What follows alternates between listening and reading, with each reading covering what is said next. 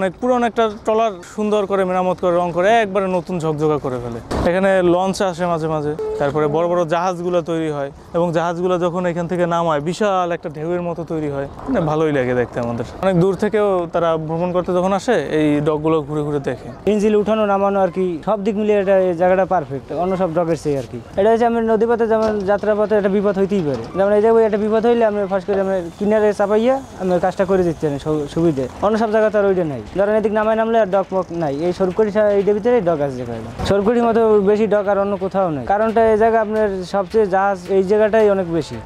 অপরিচিত লোক ঢুকতে দেয় না আপনার, এই যেমন এই বিভিন্ন মালামাল মেরে এই ধরেন আমরা এরকম থেকে গেলাম, কারণ একটা লোক নিয়ে গেলে তো আর আমরা কিছু জানি, ওই কারণে অপরিচিত লোক ঢুকতে নিষেধ।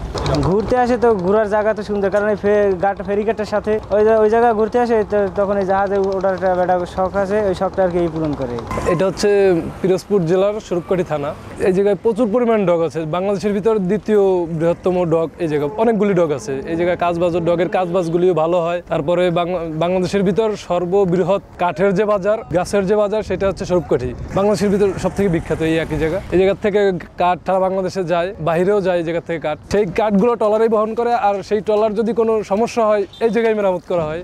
নদীর পাশে হওয়ার কারণে আর এই কাঠও নদীর পাশে চরে, বিশাল একটা চর, এই জায়গায় কাঠ করে, এই কারণে আর কি ট্রলারগুলো বেশি যাতায়াত এই জায়গায় করে। আস্তে আস্তে একটা ডক করতে করতে অনেকগুলি ডক হয়ে গেছে এই জায়গায়। আর স্বরূপকাঠি তেমন কোনো ঘোরার স্পেস নাই স্বরূপকাঠি থানার ভিতরে। এই ফেরিঘাট আর এই ডকগুলো আছে, কাঠের ব্যবসাটা উন্নত মানের, এই জন্যই পর্যটকদের মোটামুটি আনাগোনা আছে। পুরন বডিগুলো আসলে অনেকগুলো আছে বিক্রি করে দেয়, কাইটা পাট করে বিক্রি করে দেয়। আবার অনেকগুলো আছে মেরামতের জন্য আসে, সেগুলো রং টং করে ঝালাই দিয়ে কোন জায়গায় ফুটো থাকলে সেটা মেরামত করে রং করে পরে একবারে ক্লিয়ার করে দেয়। আবার খরচটাও অনেক কম, তার কারণে এই জন্য বেশিরভাগ বডিগুলো এই জায়গায় আসে।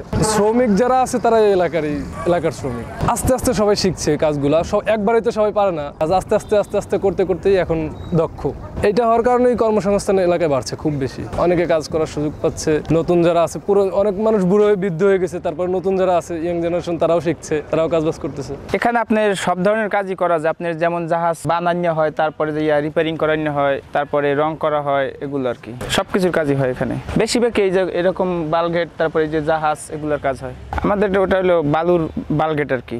আমাদের এটা 2 বছর 1 বছর পর আর কি কাজ করতে হয়। এটা বিগত অনেক বছর ধরেই, আমি তো মেরিন ডিপার্টমেন্টে আজকে 16-17 বছর, তার আগের থেকে এটা আর কি চলে আর কি। এই জায়গায় কাজ খুব ভালো হয় আর কি, অন্যান্য জায়গার থেকে। বাইরে থেকেও আসে, তারপরে স্থানীয় কিছু আছে, বিভিন্ন জায়গায় সরকারি জায়গায় কাজ করে। এই ডকটা হলো পিরোজপুর জেলার ভিতরে স্বরূপকাঠি থানায়, স্বরূপকাঠি নেছারাবাদ থানায়। এই ডকটা মূলত বিখ্যাত হইলো আপনার এখানে কাজের মান ভালো, এবং এখানে চুরির যে একটা ডগে চুরির একটা কিন্তু প্রভাব আছে, এই চুরির প্রভাবটা এখানে খুবই কম। আমার বাড়ি স্বরূপকাঠিতে, তো এই জন্য মাঝে মাঝে এই ফেরিঘাটে ঘুরতে আসা হয়। আসার পরে এই ডগের কাজগুলো আমরা দেখতে পারি। তারা অনেক রিস্কের সাথে কাজগুলো করে, কিন্তু অনেক কষ্টও লাগে আবার ভালোও লাগে।